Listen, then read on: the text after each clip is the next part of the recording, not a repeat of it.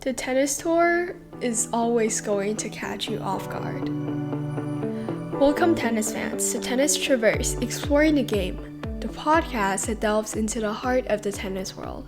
I'm your host, Ivy Zhang, and in today's episode, I'll be talking about the Billie Jean King Cup, the Davis Cup, as well as some recent news surrounding the tennis tour in general.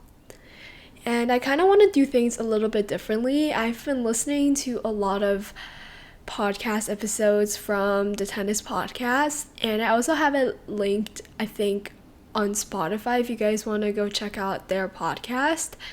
It's such a great podcast, and they're all such experienced podcasters. I learned a lot from them, so I want to make this podcast into 3 parts. The first part will be talking about the Billie Jean King Cup. Part 2 will be talking about the Davis Cup, talking about sort of the action that went on and previewing the final. And part 3 will just be about stuff that's happening on tour. So yeah, let's just get right into part 1. So I want to start off by talking about the Billie Jean King Cup and my thoughts, because this actually finished on Wednesday, so I think I want to talk about it in chronological order. Overall, my thoughts, I want to give my overall thoughts. So I think it was a successful tournament in that it produced a lot of entertaining matches and a lot of top-ranked players chose to participate. So players such as Iga Swiatek, Jasmine Paolini, Paula Badosa all represented their country, and even though players like Naomi Osaka couldn't make it, but she also played for their sort of group stage in order to qualify for this tournament, and she would have played. However, she injured her back here in Beijing. So I want to talk about the semifinals. The first semifinal being Poland versus Italy. I think this produced some of the best matches of this year, and I will be leaving the link of some of these. I'm not sure if I can find them on YouTube, but I'll try, and if I do, I'll link it for you guys. So just to explain the format of their sort of match, it's single elimination, so this is already to the semifinal, and they're playing best of 3. So what that means, best of 2, so whoever gets to 2 points wins. And they play their second singles first, which is the player that's second best on the team, and then they play their first singles match, which is normally the best ranked player, and then the deciding match will be a double if it's a 1-1 tie. So I want to talk about this Poland versus Italy match, and I think Italy really found a great second singles player in Lucia Bronzetti, because I felt like that was their weak point for Italy. They didn't really have a great second singles, because they did have Jasmine Paolini, who just completely elevated compared to last year. So she is obviously going to be the number 1 single spot. However, they also have Martina Trevisan, Lucia Bronzetti, and Cocciaretto, which are all good players, but they haven't been in form. But I think playing the Billie Jean King Cup is really different from playing just a regular match on tour, because you're representing your country, and because of the long history behind the Billie Jean King Cup, it's sort of more formal in a way compared to, for example, the Laver Cup. I know the woman really doesn't have a Laver Cup, but this just feels way more formal in a way, and I think Ronzetti really leaned into the crowd support, and she played really well. And Italy also had a great doubles pair with Jasmine Paolini and Sara Errani. They qualified for the WTA finals, won a match at the finals, so they're obviously a great doubles pair. As for Poland obviously had one of the best players in the world right now, Iga Swiatek, and they also had some pretty good second single choices, such as Magda Linette and French. However, I feel just in general, obviously Iga is going to be their first singles, but that second singles position is super important.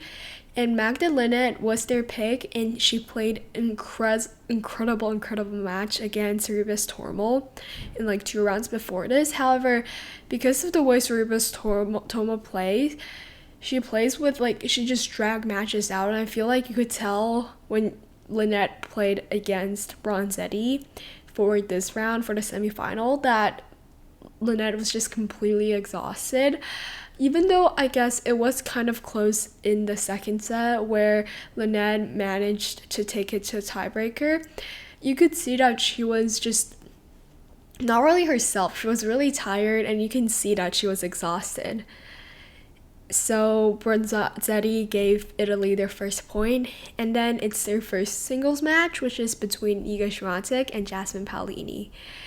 And this was an incredible match. I think Jasmine Paolini always had a problem playing against Iga Swiatek, and I think a perfect example of that is during Roland Garros, where Jasmine Paolini made this incredible run to the finals, where she faced one of the best players on clay, if not the best players on clay this year, Iga Swiatek, and she just completely broke down. She lost 1-6, 2-6, though I feel like the scoreline didn't really illustrate how she was doing fine at the start, but she just completely broke down, and that is something I feel like matchup is something she always had a problem with.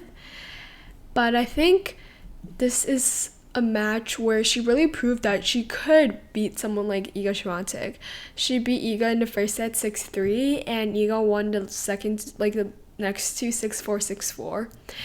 And I'm not taking anything away from Paolini because I love her, but Iga was nowhere near her best. You could clearly tell from the way she's playing. I feel like she's still a little bit rusty, but I mean, Paolini did try her best, and even though it was, I think, a heartbreaking loss, her and her partner Sara Errani proved themselves in match 3, which is really interesting if you think about it, because the doubles match is often in this tournament deciding match, and it's super important, I think, for a country to have just a great doubles pair that can carry them through a tiebreaker like this. Even though Swiatek was playing really well in that doubles match with Kawa, her partner, but they're playing against one of the best doubles pairs in the world with Errani and Paolini, and they made an effort, but they lost in the end with a score of 5-7, 5-7. And I think that second set is something that Swiatek and Kawa would regret, because they were up 5-1, and maybe they just let their guard down a little. I for sure thought it was going to go to a 10-point tiebreaker, to decide the match, or whoever advances, but it didn't. And just I feel like even though the scoreline 7-5, 7-5 isn't such an incredible scoreline, there's some great points and just some entertaining points, and I really admire players like Swiatek and Paolini, who just played such a hard-fought match before in singles, and to just come out of the court in less than an hour and play a doubles match, especially Paolini, who played that heartbreaking singles match. I really thought she had a chance of closing it out and winning it, but I thought that would clearly affect her mindset going to the doubles. But even though she was a little bit rusty, I think, at the start,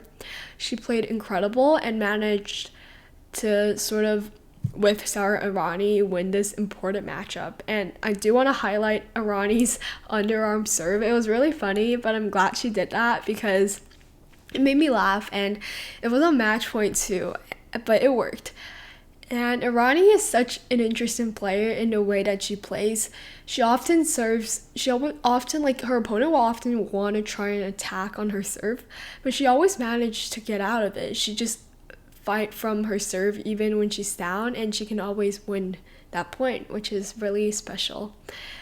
And now I want to talk about the other tie for the semifinal, which is between Slovakia and Great Britain. So for this tie, I really didn't expect Slovakia to win because Slovakia, I feel like, has always been the underdog. However, they did beat Team USA, and they also beat Team Great Britain, which is the two Grand Slam nations. So, I mean, they're really good at, like, being the underdogs and carrying their role. Raducanu played her part by beating Hrnčíková. I mean, Raducanu is just, when she's on, it's such a great, like, second singles choice, because when she's on, she can win a Grand Slam, and a lot of these other singles players are not capable of winning Grand Slams, but Emma Raducanu is, even though, obviously, I'm not saying she's playing in a form where she can win Grand Slams right now, but she's done it, and she has the experience of playing at such a high level against some great players. And the match that really surprised me was the match between Shromkova and Bolter. Even though Bolter's been playing incredibly well, she won a title, I think, a few weeks ago, and Shromkova as well. I just thought, because Bolter have more like experience, I guess, playing on a bigger stage, I feel like she would managed to close it out, but Shromkova played incredibly well. I think she's a player that you guys should definitely watch out for. So yeah, and I think the doubles was Britain's weak side. I think their two singles players are so strong that if you pair them together, it might be a better pairing than Nicholas and Watson, who just haven't played at all, honestly, in this entire tournament. And for them to play such an important match, it's just putting so much pressure on them. Whereas Shromkova is someone that, like, played her singles match, and Mihalkova is someone that, I mean, she is a great doubles player. So it's really interesting, just, I guess, to see them beating Great Britain with a score of 6-2, 6-2. I really think they shouldn't make it so that, like, I feel like the pair for Great Britain, like, the doubles pair isn't really well. Like, I feel like Great Britain would select Harriet Dart, maybe, for example, would be a better choice than Nicholas. So yeah, and for the finals, I don't know if it's just me, but I sort of convinced myself that it will be really close. I convinced myself that maybe Hrnčíková would beat Bronzetti, because Hrnčíkova's been in amazing form, losing to Emma Raducanu in such a tight score. I just thought she had the capability of beating Bronzetti, but Bronzetti won 6-2, 6-4, and Paolini against Shromkova 6-2, 6-1. Just because of how high of a level Paolini is right now, I think, apart from players like Swiatek in this tournament, nobody can really beat her.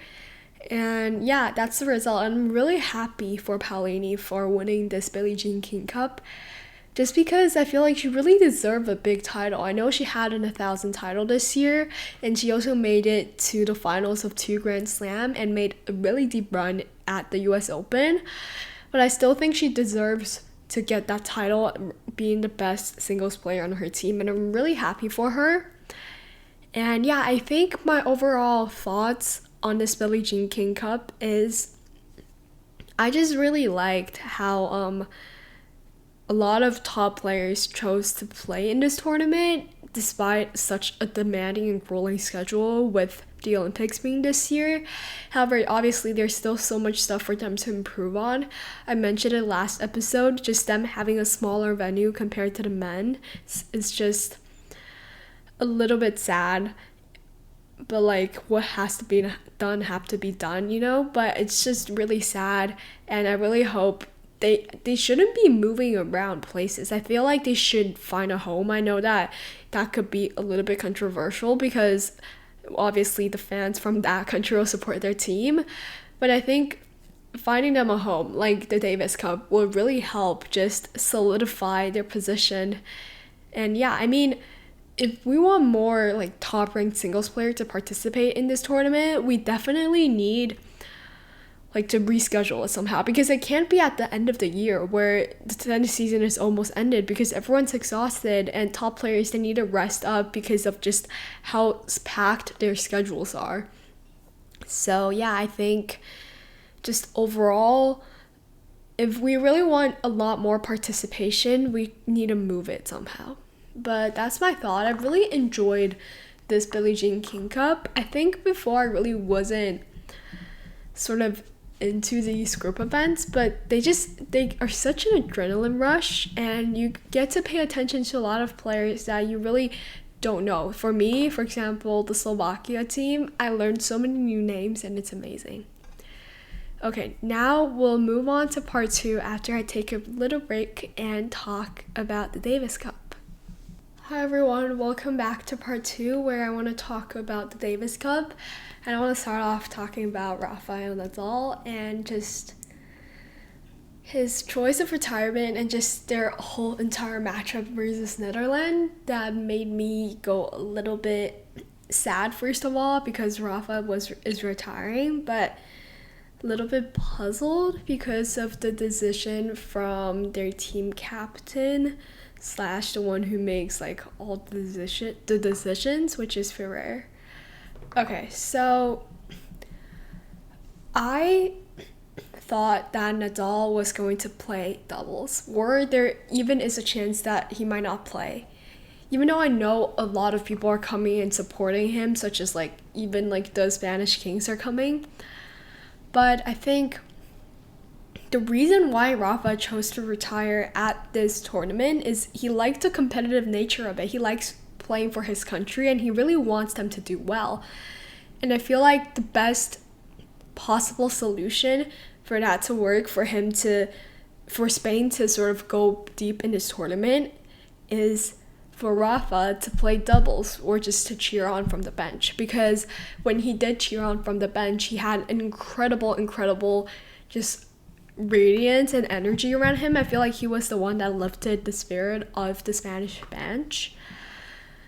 But when I saw the morning that he was going to play singles, I was shocked because he's not ready for singles, and he isn't. And I just thought that he would maybe just give us like Nadal and Alcaraz for the doubles. It would be way better than just seeing Nadal playing singles, because we know that his level isn't going to get better. He did play some professional matches, but just his match against Novak Djokovic at the Olympics proved to me that he's no longer the player that he is, because he's playing at Paris, his favorite surface.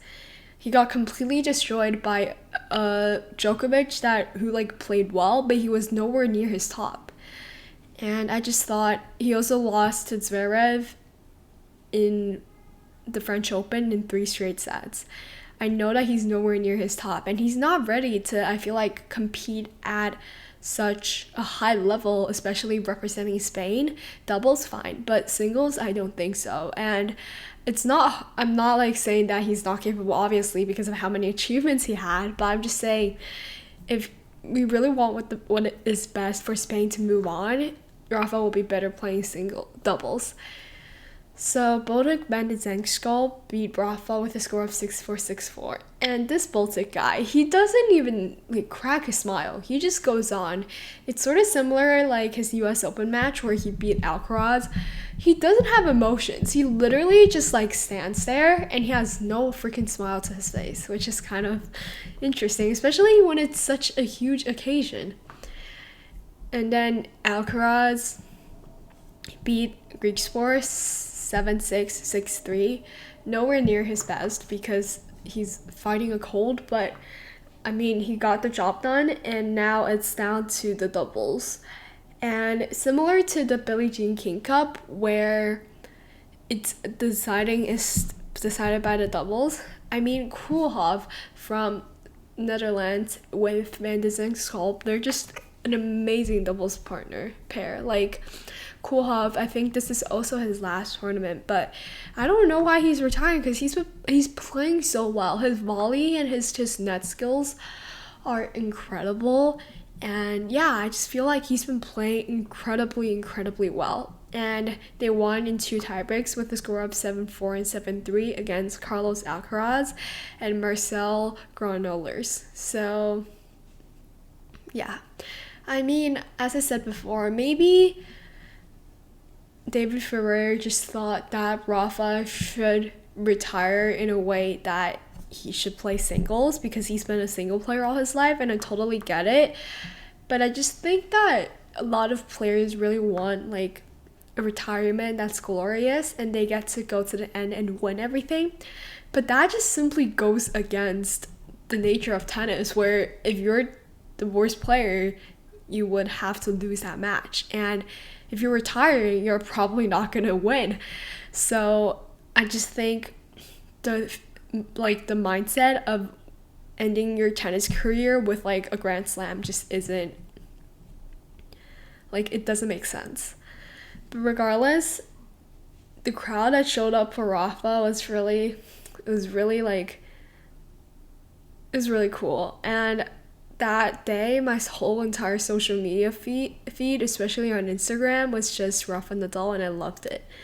But in the end, it was really sad, and I think he would do something like an exhibition thing with Roger Federer, and I'm really looking forward to that. But that's the end of Rafa Nadal's career, and we only have one more. We only have Novak Djokovic left. So yeah. Okay, now I want to talk about the other matches. So going on a lighter note, I want to talk about the semifinals, and then I want to preview the finals. So the semifinals wasn't that interesting at all. So I want to talk about Germany versus the Netherlands. So the Germany missed their top singles player, which is Alexander Zverev, from this tournament. So their top singles player is just Struff, and they also have Altmaier.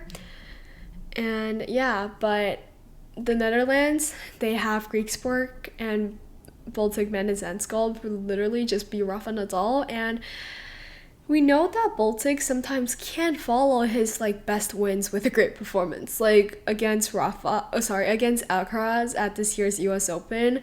After he beat Alcaraz in a just impressive manner, he in the end lost immediately the round after that, but he did manage to close out an incredibly tight match against Altmaier, who I think had a lot of nerves.